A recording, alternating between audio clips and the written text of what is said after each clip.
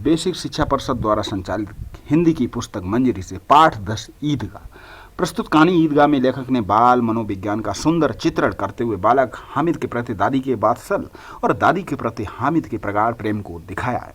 तो कहानी को अंत तक सुनते हैं, बहुत ही हृदय स्पर्श करने वाली ये कहानी। रमजान के पूरे 30 रोजों के बाद आज ईद आई है। कितना मनोहर, कितना सुहावना प्रभात है। वृक्षों पर कुछ अजीब हरियाली है, खेतों में कुछ अजीब रौनक है, आसमान पर कुछ अजीब लालिमा है। आज का सूर्य देखो कितना प्यारा, कितना शीतल, मानो संसार को ईद की बधाई दे रहा है। गांव में कितनी हलचल है, ईदगाह जाने की तैयारियां हो रही हैं। किसी के कुर्ते में बटन नहीं है, पड़ोस के घर से सुई धागा लेने दौड़े जा रहा है। किसी के जूते कड़े हो गए तो उनमें तेल डालने के लिए तेली के घर भागा जाता है। जल्दी जल्दी बैलों को सानी पानी दे दे, यानी कि भोजन दे दे, चारा दे दे। ईदगाह से लौटते लौटते दोपहर हो जाएगी। 3 कोस का पैदल रास्ता, फिर सैकड़ों आदमियों से मिलना बैठना। दोपहर के पहले लौटना असंभव है। लड़के सबसे ज़्यादा प्रसन्न है। किसी ने 1 रोजा रखा है, वो भी दोपहर तक, किसी ने वो भी नहीं। लेकिन ईदगाह जाने की खुशी उनके हिस्से की चीज़ है। रोजे बड़े बूढ़ों के लिए, उनके लिए तो ईद है। रोज ईद का नाम रटते थे, आज वह आ गई। अब जल्दी पड़ी है कि लोग ईदगाह क्यों नहीं चलते। इन्हें गृहस्थी की चिंताओं से क्या प्रयोजन। सेवैयों के लिए दूध और शक्कर घर में है या नहीं, इनकी बला से ये तो सेवैयां खाएंगे। वह क्या जाने कि अब्बा जान क्यों बदहवास चौधरी कायम अली के घर दौड़े जा रहे हैं। उन्हें क्या खबर कि चौधरी आज आंखें बदल ले तो ये सारी ईद मुहर्रम हो जाए। उनकी अपनी जेब में तो कुबेर का धन भरा हुआ है। बार बार जेब से अपना खजाना निकाल कर गिनते और खुश होकर फिर रख लेते। महबूद गिनता 1 2 10 12, उनके पास 12 पैसे हैं। मोहसिन के पास 1 2 3 8 9 15 पैसे। इन्हीं अनगिनती पैसों में अनगिनत चीज़ें लाएंगे, खिलौने, मिठाइयाँ, बिगुल, गेंद और ना जाने क्या क्या। और सबसे ज़्यादा प्रसन्न है हामिद। वह 4-5 साल का गरीब सूरत दुबला पतला लड़का है, जिसका बाप गत वर्ष हैजे की भेंट हो गया और माना जाने क्यों पीली होती होती एक दिन मर गई। किसी को पता न चला क्या बीमारी है। वह कहती थी तो कौन सुनने वाला था। दिल पर जो कुछ बीतती हुए दिल में ही सहती थी, और जब सहा न गया तो संसार से विदा हो गई। अब हामिद अपनी बूढ़ी दादी अमीना की गोद में सोता है और उतना ही प्रसन्न है। उसके अब्बा जान रुपए कमाने गए हैं, बहुत सी थैलियां लेकर आएंगे। अम्मी जान अल्लाह मियाँ के घर से उसके लिए बड़ी बड़ी चीज़ें लाने गई हैं, इसलिए हामिद प्रसन्न है। बच्चों को इसी तरह समझाया जाता है और फिर बच्चों की आशा, उनकी कल्पना तो राई का पर्वत बना लेती है। हामिद के पाँव में जूते नहीं है, सिर पर एक पुरानी दुरानी टोपी है जिसका गोट काला पड़ गया है, फिर भी वे प्रसन्न है। अब उसके अब्बा जान थैलियाँ और अम्मी जान नियामतें लेकर आएंगी तो वह दिल के अरमान निकाल लेगा। तब देखेगा महबूब, मोहसिन, नूर और सम्मी कहाँ से उतने पैसे निकालेंगे। अब आगे अमीना अपनी कोठरी में बैठी रो रही है। आज ईद का दिन है और उसके घर में दाना नहीं है। आज आबिद होता तो क्या इसी तरह ईद आती और चली जाती। इस अंधकार और निराशा में हुए डूबी जा रही है। किसने बुलाया था इस निगोड़ी ईद को। इस घर में उसका काम नहीं है, लेकिन हामिद, उसे किसी के मरने जीने से क्या मतलब। उसके अंदर प्रकाश है, बाहर आशा है। विपत्ति अपना सारा दल बल लेकर आए तो हामिद की आनंद भरी चितवन उसका विध्वंस कर देगी। हामिद भीतर जाकर दादी से कहता है, तुम डरना नहीं अम्मा, मैं सबसे पहले आऊँगा, बिल्कुल ना डरना। छोटे बच्चे इसी तरह अपने घर वालों को समझाते हैं। अमीना का दिल कचोट रहा है। गांव के बच्चे अपने अपने बाप के साथ जा रहे हैं। हामिद के बाप अमीना के सिवा और कौन है। उसके कैसे अकेले मेले जाने दें। उसी भीड़ भाड़ में बच्चा कहीं खो जाए तो क्या हो। नहीं, अमीना उसे यूँ ना जाने देगी। नन्ही सी जान, 3 कोस चलेगा कैसे, पैर में छाले पड़ जाएंगे, जूते भी तो नहीं है। वह थोड़ी थोड़ी दूर पर उसे गोद ले लेगी। लेकिन यहाँ सेवैयाँ कौन पकाएगा। पैसे होते तो लौटते लौटते सब सामग्री जमा करके चटपट बना लेती। यहाँ तो घंटे चीज़ें जमा करने लगेंगे। मांग ही का तो भरोसा ठहरा है। उस दिन फहीमन के कपड़े सिए थे, 8 आने पैसे मिले थे। उस रठन्नी को ईमान की तरह बचाती चली आई थी इसी ईद के लिए, लेकिन कल ग्वालन सिर पर सवार हो गई और तो क्या करती। हामिद के लिए कुछ नहीं है तो 2 पैसे का दूध तो चाहिए ही। अब तो कुल 2 आने पैसे बच रहे हैं। 3 पैसे हामिद की जेब में, 5 अमीना के बटुए में।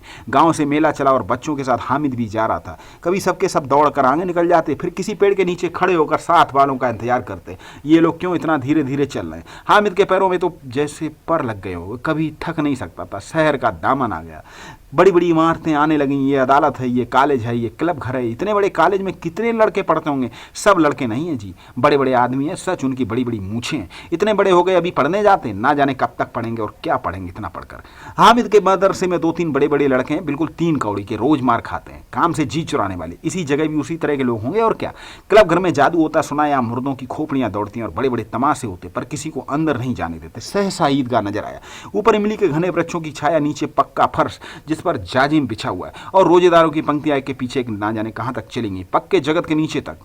वहाँ जाजिम भी नहीं है, नए आकर पीछे खड़े हो जाते, कतार में खड़े हो जाते, आगे जगह नहीं है। यहाँ कोई धन और पद नहीं देखता। इस्लाम की नज़र में सब बराबर हैं। इन ग्रामीणों ने वजू किया और पिछली पंक्ति में खड़े हो गए। कितना सुंदर संचालन है, कितनी सुंदर व्यवस्था। लाखों सिर एक साथ सिजदे में झुक जाते, फिर सब एक साथ खड़े हो जाते, एक साथ झुकते झुकते और एक साथ घुटनों के बल बैठ जाते। कई बार यही क्रिया होती जैसे बिजली की लाखों बत्तियां एक साथ प्रदीप्त हों और एक साथ बुझ जाए, और यही क्रम चलता रहे। कितना अपूर्व दृश्य था, जिसकी सामूहिक क्रियाएं विस्तार और अनंत हृदय को श्रद्धा, गर्व और आत्मानंद से भर देती थी। मानो भ्रातृत्व का एक सूत्र इन समस्त आत्माओं को एक लड़ी में पिरोए हुए। नमाज खत्म हो गई, लोग आपस में गले मिले। तब मिठाइयाँ और खिलौने की दुकान पर धावा होता है। ग्रामीणों का ये दल इस विषय में बालकों से कम उत्साही नहीं है। ये देखो हिंडोला, 1 पैसा देकर चढ़ जाओ। कभी आसमान पर जाते हुए मालूम हो गए तो कभी जमीन पर गिरते हुए। ये चरखी, ये लकड़ी के हाथी, घोड़े, ऊंट लटके हुए। 1 पैसा देकर बैठ जाओ और 25 चक्करों का मजा ले। महबूद और मोहसिन और नूरे और सम्मी इन घोड़ों और ऊँटों पर बैठते हैं। हामिद दूर खड़ा है, 3 ही पैसे तो उसके पास। अपने कोष का तिहाई जरा सा चक्कर खाने के लिए नहीं दे सकता है। सब चरखियों से उतरते हैं। अब खिलौने लगे हैं। उधर दुकानों की कतार लगी हुई, तरह तरह खिलौने, सिपाही और गुजरिया, राजा और वकील, भिस्ती और धोबिन और साधु, बा कितने सुंदर खिलौने।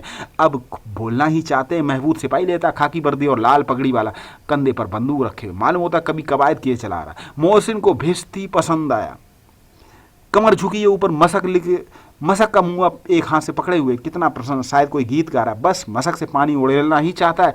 नूरे को वकील से प्रेम है। कैसी विद्वता है उसके मुख पर, काला चोंगा, नीचे सफेद अचकन, अचकन यानी कि पैंट, अचकन के सामने की जेब में घड़ी, सुनहरी जंजीर, एक हाथ में कानून का पोथा लिए हुए। मालूम होता है अभी किसी अदालत से जिरे या बहस किए चले आ रहे। ये सब 2-2 पैसे के खिलौने हैं। हामिद के पास कुल 3 पैसे। इतने महंगे खिलौने हुए कैसे ले? खिलौना कहीं हाथ से छूट पड़े तो चूर चूर हो जाए, जरा पानी पड़े तो सारा रंग धुल जाए। ऐसे खिलौने लेकर वह क्या करेगा, किस काम के? हामिद खिलौनों की निंदा करता है। मिट्टी के तो हैं, गिरे तो चकनाचूर हो जाएं, लेकिन ललचाई हुई आंखों से खिलौने को देख रहा है और चाहता है कि जरा देख के उन्हें हाथ में ले सकता है। उसके हाथ अनायास लपकते हैं, लेकिन लड़के इतने त्यागी नहीं होते, विशेषकर जब अभी नया शौक है। हामिद ललचाता रह जाता है। खिलौने के बाद मिठाइयाँ आती हैं। किसी ने रेवड़ियाँ ली, किसी ने गुलाब जामुन, किसी ने सोहन हलवा। मज़े से खा रहे हैं। हामिद उनकी बिरादरी से पृथक है। अभागे के पास 3 पैसे हैं, क्यों नहीं कुछ लेकर खाता है? ललचाई आंखों से सबकी ओर देखता है। मोहसिन कहता है, हामिद रेवड़ी ले जा, कितनी खुशबूदार है। हामिद को संदेह हुआ ये केवल क्रूर विनोद है, यानी कि उसकी हंसी उड़ाई जाएगी। मोहसिन इतना उदार नहीं है, लेकिन ये जानकर भी वो उसके पास जाता है। मोहसिन दोने से एक रेवड़ी निकालकर हामिद की ओर बढ़ाता और हामिद हाथ फैलाता, मोहसिन रेवड़ी अपने मुंह में रख लेता। महबूद, नूरे और सम्मी खूब तालियां बजा बजा कर हंसते हैं। हामिद खिसिया जाता। मोहसिन, अच्छा अब की जरूर देंगे? हामिद, अल्लाह कसम ले जाओ। हामिद, रखे रहो। क्या मेरे पास पैसे नहीं है? सम्मी, 3 ही पैसे तो हैं, 3 पैसे से क्या क्या लोगे? महबूद, हमसे गुलाब जामुन ले जाओ। हामिद, मोहसिन बदमाश है। हामिद, मिठाई कौन बड़ी नेमत है, किताब में इसकी कितनी बुराइयां लिखी हैं। मोहसिन, लेकिन दिल में कह रहे हो कि मिल जाए तो खा लें, अपने पैसे क्यों नहीं निकालते? महबूद, हम समझते हैं इसकी चालाकी, जब हमारे सारे पैसे खर्च हो जाएंगे तो हमें ललचा ललचा कर खाएगा। ओह, मिठाइयों के बाद कुछ दुकानें लोहे की चीज़ें की, कुछ गिलट और कुछ नकली गहनों की। लड़कों के लिए यहाँ कोई आकर्षण नहीं था। ये सब आगे बढ़ जाते हैं। हामिद लोहे की दुकान पर रुक जाता है। कई चिमटे रखे हुए थे। उसे ख्याल आया कि दादी के पास चिमटा नहीं है, तब से रोटियाँ उतारती है तो हाथ जल जाता है। नहीं, तवे से जब रोटियां उतारती तो हाथ जल जाता है। अगर वो चिमटा लेकर दादी को दे दे तो कितनी खुश होगी, कितनी प्रसन्न होगी, फिर उनकी उंगलियां कभी ना जलेंगी।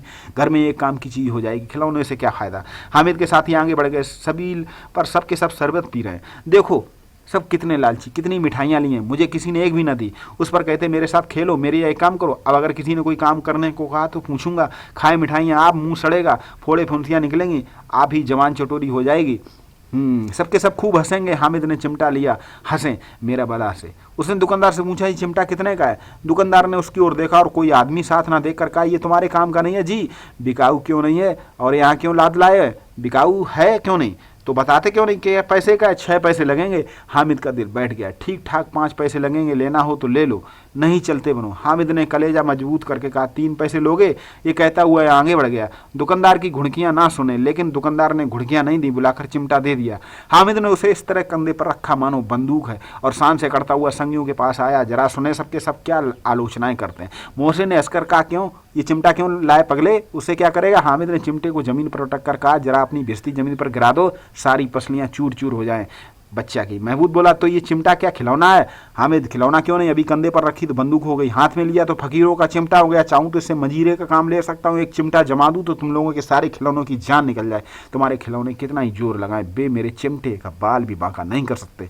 मेरा बहादुर शेर है चिमटा। सम्मी ने खंजरी ली थी, प्रभावित होकर बोला मेरी खंजरी से बदलोगे? दुआने की है। हामिद ने खंजरी की ओर उपेक्षा से देखा, मेरा चिमटा चाहे तो तुम्हारी खंजरी का पेट फाड़ डाले, बस एक चमड़े की झिल्ली लगा दी, ढप ढप बोलने लगी, जरा सा पानी लग जाए तो खत्म हो जाए, मेरा बहादुर चिमटा आग में पानी में तूफान में बराबर डटा रहेगा। चिमटे ने सभी को मोहित कर दिया, लेकिन अब पैसे किसके पास धरे हैं। फिर मेले से दूर निकल गए। 9 कब बज गए, धूप तेज हो रही, घर पहुंचने की जल्दी हो रही। बाप से जिद भी करें तो चिमटा नहीं मिल सकता। हामिद है बड़ा चालाक, इसलिए बदमाश ने अपने पैसे बचा रखे थे। अब बालकों के 2 दल हो गए, मोहसिन, महबूद, सम्मी और नूर एक तरफ, हामिद अकेला दूसरी तरफ शास्त्रार्थ हो रहा है। मोहसिन ने एड़ी चोटी का जोर लगाकर कहा, अच्छा पानी तो नहीं भर सकता? हामिद ने चमटे को सीधा खड़ा करके कहा, भिश्ती को एक डांट लगाएगा तो दौड़ा हुआ पानी लाकर द्वार पर छिड़कने लगेगा। मोहसिन परास्त हो गया, पर महबूद ने कुमुक पहुंचाई, अगर बच्चा पकड़ जाए तो अदालत में बंदे बंदे फिरेंगे, तब तो वकील साहब के ही पैर पड़ेंगे। हामिद इस प्रबल तर्क का जवाब न दे सका। उसने पूछा, हमें पकड़ने कौन आएगा? नूरे ने अकड़ कर कहा, ये सिपाही बंदूक वाला। हामिद ने मुंह चिढ़ाकर कहा, ये बेचारा हम बहादुर रुस्तम हिंद को पकड़ेंगे?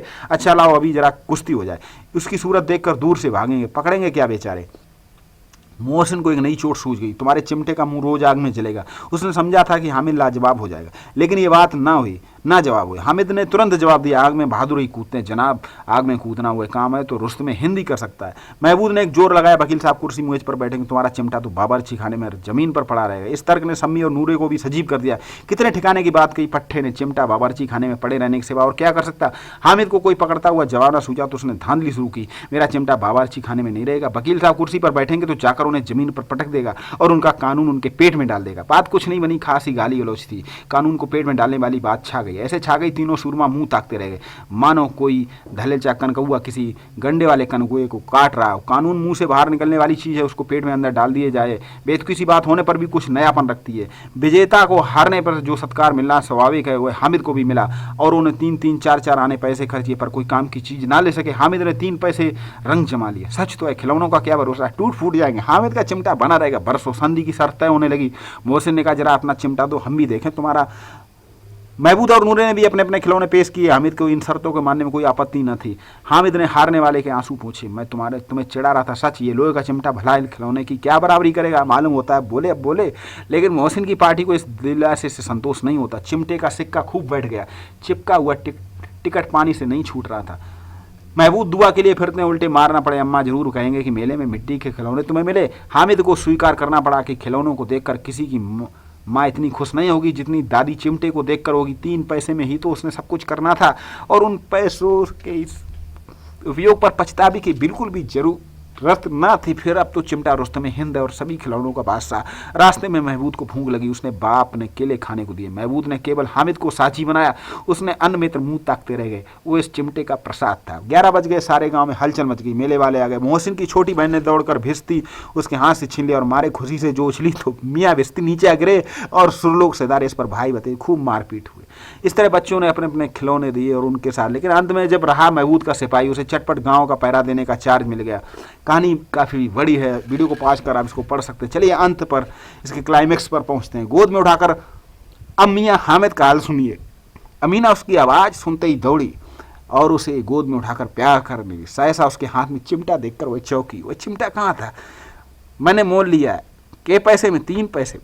अमीना की छाती पीट ली। अमीना ने छाती पीट ली, कैसा बेसमझ लड़का है कि दोपहर हुआ, कुछ खाया ना पिया, लगा लायक चिमटा। सारे मेले में तुझे और कोई चीज़ ना मिली जो ये लोहे का चिमटा उठा लाया? हामिद ने अपराधी भाव से कहा, तुम्हारी उंगलियां तवे से जल जाती थी, इसलिए मैंने इसे ले लिया। बुढ़िया का क्रोध तुरंत स्नेह में बदल गया, और स्नेह भी वह नहीं जो प्रगल्भ होता है, वह अपनी सारी कसक शब्दों में बिखेर देता।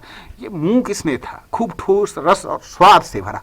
बच्चे में कितना त्याग, कितना सद्भाव और कितना विवेक। दूसरों को खिलौने लेते और मिठाई खाते देखकर इसका मन कितना ललचाया होगा। इतना जब्त इससे हुआ कैसे? भाभी से अपनी बुढ़िया दादी की याद बनी रही। अमीना का मन गदगद हो गया। और अब एक बड़ी विचित्र बात हुई। हामिद ने इस चिमटे से भी विचित्र। बच्चे हामिद ने बूढ़े हामिद का पाठ खेला था। बुढ़िया अमीना बालक अमीना बन गई, वो रोने लगी, दामन फैलाकर हामिद को दुआएं देती जाती और आंसू की बड़ी बड़ी बूंदें गिराती जाती। हामिद इसका रहस्य क्या समझता? प्रेमचंद। बहुत ही अच्छी सी कहानी, जिसे इतने कम समय में पढ़ना मुमकिन नहीं था, लेकिन आपके समक्ष प्रस्तुत किया। आप वीडियो को पॉज कर पढ़ सकते हैं, कहानी को दोबारा फिर सुन सकते हैं, इसके प्रश्न उत्तर भी करेंगे। चलिए आप हमसे जुड़ें, चैनल को सब्सक्राइब करें और इसी तरह अपने पाठ, अपनी कविताएं पढ़ते रहें। मिलते हैं अगले वीडियो के साथ, तब तक के लिए आप सभी को नमस्कार।